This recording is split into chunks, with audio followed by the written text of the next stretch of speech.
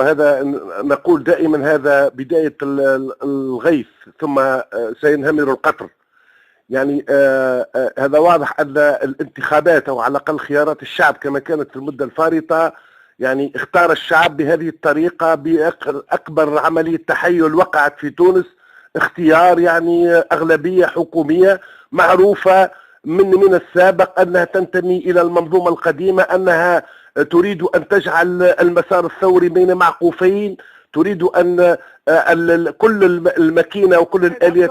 لماذا تعتبرها تحايل في حين الشعب هو اللي انتخبها؟ يا أخي وقع التحايل على الشعب، لأن لو كان اليوم يقوموا باستفتاء في الشعب نرى أن الشعب ندم، وكان هناك تدخل المال السياسي وهناك عملية شيطنة للقوى الثورة، وكان هناك العديد من الآليات تناولناها في العديد من حديثنا. يعني الشعب التونسي الآن نادم على اختيار نداء تونس؟ هذا تقديرنا يعني، وهذا ظاهر في الشارع اليوم، والرجوع إلى الطوارئ اليوم وأقرار مبدأ الطوارئ هو دليل على خوف من هذا الشعب، لأن ليس هناك مبرر له علاقة مباشرة مع الإرهاب. ليس هناك حالة الطوارئ المطلوبة هذه، لأن سبق أولا محاولة قانون تحصين أو ما سموه حماية حاملي السلاح إلى غير ذلك، ولما كل هذا كانت هناك محاولات لوضع آليات وقوانين قمعية لمحاولة خنق هذا الشعب ومنعه من الانتفاضة أو من العصيان.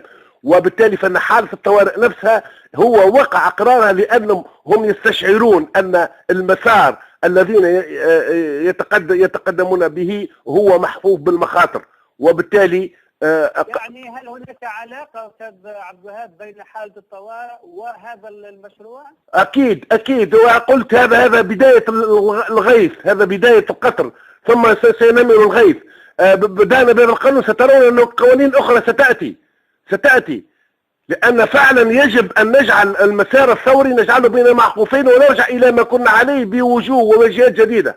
هذا هو المطلوب في البلاد، هو نفس السيناريوهات. لكن لا تنسى أستاذ عبد الوهاب أنه مؤسسة دستورية اللي هي هيئة الحقيقة والكرامة لا زالت موجودة وقائمة يعني. والفعل وانت هل عندك أنك اليوم سلطة في تونس تحترم الدستور؟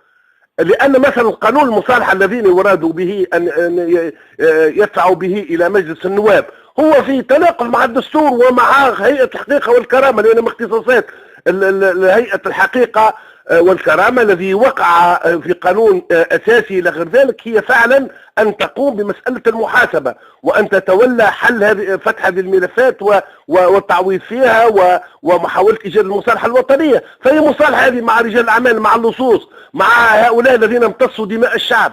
والحقيقة فعلا يعني هذا الموضوع، لأن الثورة التونسية. يا أستاذ عبد الوهاب، نعم أستاذ عبد الوهاب، الكلام جميل تذكره، لكن أنتم كنتم في الحكومة في هذا السبب. نعم تنجزوا شيئا من هذه العدالة الانتقالية. هذه الحكومة على الأقل أنجزت شيء أو لها رؤية أو لها إصرار على إنجاز شيء ولو ضيق يعني. يا سيدي هذا هو مربط الفرس. بالفعل أن هناك كانت لدينا في تونس كانت هناك فرصة هدرت، خاصة في الست أشهر الأولى من حكومة جبالي. لما كنا في الحكومة أنا كنت وزير، كان كل حتى رجال الأعمال هؤلاء وكل الفاسدين كانوا يرتعشون خوفا وكانوا يدخلوا إلى جحورهم وكانوا يبحثون عن طريق الخلاص، وكان بإمكاننا تسريع العدالة الانتقالية والقيام بالمحاسبة وإلى غير ذلك. لكن للأسف الشديد ولأسباب يعني ممكن ليس هنا الوقت التبسط فيها، لم يقع القيام بما يجب في تلك الفترة الأولى للحكم الترويكا، وبالتالي ضاعت الفرصة. وأنت اليوم ترى أن المشهد انقلب تماما. كنا في بداية 2012 هؤلاء المصاصي دماء الشعب كانوا يرتجفون من الخوف، اليوم أصبحوا هم المتمترسون وهم الذين يريدون أن يفرضوا كل شيء. وهذا مسار كامل راجع إلى خيارات الأغلبية في تونس 2011. الشعب التونسي اختار حركة النهضة بأغلبية كبيرة، وكان المؤتمر من الجمهورية هو الثاني في الترتيب، لكن بيناتهم فراسخ كثيرة، وكانت مفاصل الحكم يعني ليست في برنامج ثوري متوافق عليه، وهذا ما أدى إلى إهدار هذه الفرصة على الشعب التونسي. طيب، لكن أستاذ عبد الوهاب، الرئيس الجمهورية الباجي قايد سبسي حينما طرح هذه المبادرة طرحها من أجل تونس، قال تونس محتاجة لكل الناس، محتاج الاقتصاد التونسي محتاج إلى أموال هؤلاء، فلا بد أن نسهل عليهم أن يعيدوا هذه الأموال، أن يأخذوا الدولة تأخذ نصيبا كذلك 5% تقريبا من الأرباح ويعيد الأصل. هذه التجربة وقعت في بلدان أخرى. نعم. مرحلة انتقالية وكانت ناجحة، يعني هدأت الأوضاع ويسرت المرحلة الانتقالية. هذا حين أنه تجارب أخرى أصرت على محاسبة الجميع وأن الكل لابد أن يدفع ثمن وأن يحاسب، ووقع في النهاية الانقلاب على المسار الثوري تماما. يعني بالضبط هذا انت ماذا تقوله اليوم. احنا لا ننكر ان لرجال الاعمال هؤلاء هم مثلا لو كانت تنظر الى تجربه التروكا وكيف فشلت، من جمله اسباب فشلها هو هذا الانكماش رجال الاعمال ورفضهم حتى الاستثمار الى غير ذلك، وكانوا بهذه الطريقه يريدون اسقاط الحكومه في السابق. وصحيح اليوم انهم يتحكمون في مفاصل الاقتصاد، لكن المشكلة هو أن هؤلاء هم الذين مولوا نداء تونس، هم الذين قاموا بكل ما رأيناه في الحملة الانتخابية الأخيرة من أجل تصعيد نداء تونس وفوز الباجي قايد سبسي بالرئاسة وحزب الأغلبية. دليل على هذا الكلام دعني أنا سأصل لك.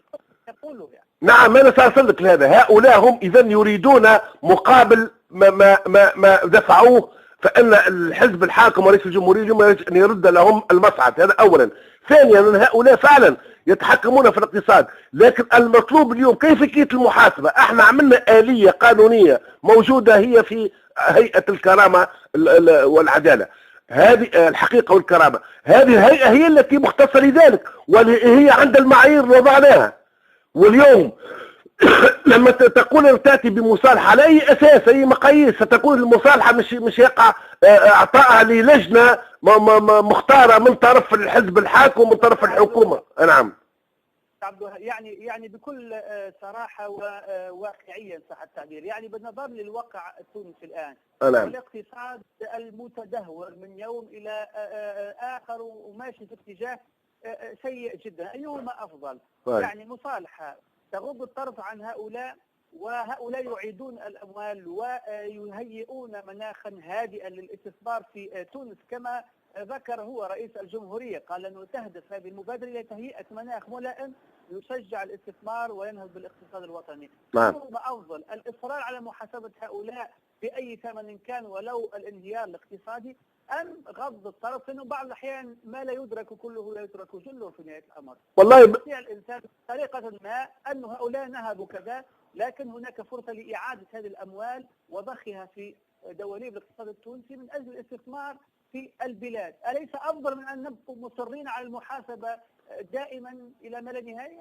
يا أخي المحاسبة المطلوب، كنتم تقولون منذ حين إرجاع هذه الأموال، لكن ماذا هؤلاء في هذا القانون المصالحة ماذا سيرجعون؟ ماذا سيرجعون لنا؟ سيرجعون لنا كما نقولوا احنا بالتونسي مجمل وزنه. يعني هذا هو الموضوع الكله. هذا أولا. وثانيا، من أدرك أن هؤلاء سيستطيعون فعلا أن يقوموا بتغيير أو بضخ بتغيير الحالة الاقتصادية في البلاد؟ هذا أيضا ليس ثابت، لكن الثابت أن هؤلاء كما تحصلوا على الأموال بطرق فاسدة سنستطيع أن نعطيهم نوع من مقابل، يعني يشترون إن شئنا براءتهم بمبالغ زاهدة على حساب قوت الشعب وعلى حساب ما خسره الشعب، ثم يرجعون إلى عادتهم القديمة في ظل هذه المنظومة القديمة التي تربعت. واليوم أنتم تلاحظون مثلا أن هؤلاء لو كان نأخذ الأموال التي نستولوا عليها، القانون المصالحة الذي يريدون وضعه اليوم ماذا سيعطينا؟ ما هو المبلغ الذي سيعطيه للشعب؟ إذن هذا كله هي في الواقع هي أموال للشعب. والمحاسبة لا نعني بها بالتنكيل ولا نعني بها يعني التشمت في هؤلاء، لكن نعطي للحق، صاحب الحق نعطيه حقه كاملا غير منقوص. هذا الأهم شيء اليوم. حتى إذا كان فيه مصالحة سيعطى من الحق جزء اليسير، والأهم من ذلك هو أن هؤلاء سيستعيدون من جديد فرصة الفساد والإفساد والنهب من جديد. هذا هو المخاوف الكبير. نعم، شكرا جزيلا.